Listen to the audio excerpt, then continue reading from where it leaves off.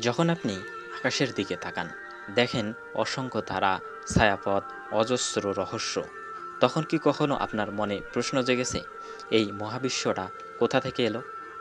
এই বিশাল নক্ষত্র, গ্রহ, সময়, জগৎ, শূন্যতা ও পদার্থ, এসব কি হঠাৎ করেই নিজে নিজে একা একাই সৃষ্টি হয়ে গেছে? একটু সহজ করে ভাবুন। একটা মোবাইল ফোন আপনি হাতে নিলেন, আপনার মাথায় কি আসে? এটা নিশ্চয়ই কোনো কোম্পানি বানিয়েছে।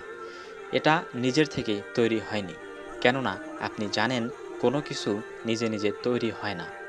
কিছু থাকলে কেউ সেটা বানিয়েছে, এটাই তো স্বাভাবিক যুক্তি। এখানেই আসে কসমোলজিক্যাল আর্গুমেন্ট, অর্থাৎ মহাবিশ্বের অস্তিত্ব থেকেই আমরা বুঝি এক সর্বপ্রথম কারণ থাকা আবশ্যক। এই যুক্তি বলে যা কিছু অস্তিত্ব লাভ করেছে তার একটি কারণ আছে। মহাবিশ্ব অস্তিত্বে এসেছে, তাহলে অবশ্যই তার একটি কারণ আছে। এটাই তো সাধারণ বুদ্ধি বা সাধারণ যুক্তি। কিন্তু কেউ কেউ বলে না না, এসব কিছু নিজে নিজেই সৃষ্টি হয়ে গেছে, হঠাৎ এক্সপ্লেশনের মাধ্যমে মহাবিশ্ব সৃষ্টি হয়েছে। তারা হয়তো বিগ ব্যাংয়ের কথা বলে। তাহলে প্রশ্ন করি, বিগ ব্যাংয়ের আগে কি ছিল? কারা সেই বিগ ব্যাং ঘটালো? শূন্য থেকে কিভাবে কিছু এলো? এই প্রশ্নের উত্তর তাদের নেই।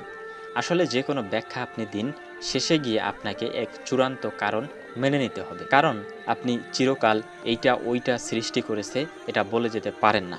একটা জায়গায় গিয়ে আপনাকে বলতে হবে এই সত্তা চিরকাল থেকেই ছিল, যাকে কেউ সৃষ্টি করেনি। আর সেই সর্বপ্রথম সত্তাই হচ্ছেন আল্লাহ। তিনি চিরকাল আছেন, তিনি সৃষ্টি করেন, কিন্তু তাকে কেউ সৃষ্টি করেনি। তিনি হলেন আল আওয়াল, যিনি সব কিছুর আগেই ছিলেন। তিনি হলেন আল খালিক, সৃষ্টিকর্তা।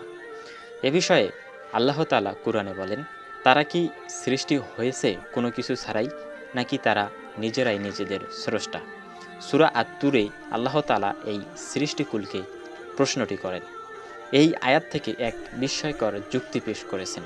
আল্লাহ যেন বলেছেন, তোমরা কি শূন্য থেকে আপনা আপনি সৃষ্টি হয়েছ? তা কিভাবে সম্ভব? নাকি নিজেরাই নিজেদের সৃষ্টি করেছ? তাও তো অসম্ভব। কারণ কোনো কিছুর অস্তিত্বে আসার আগেই সে তো নিজে থাকে না। তাহলে সে নিজেকে সৃষ্টি করবে কীভাবে? তাহলে কি বাকি থাকে? একজন স্রষ্টা, একজন সৃষ্টিকারী। আর তিনি হলেন এক অদ্বিতীয় সর্বশক্তিমান আল্লাহ।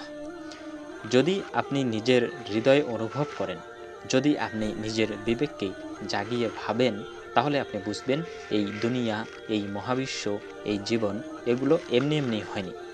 এগুলো একটি নিখুঁত পরিকল্পনার ফল। এগুলো একজন জ্ঞানী, শক্তিশালী ও মহা দয়ালু স্রষ্টার সৃষ্টি।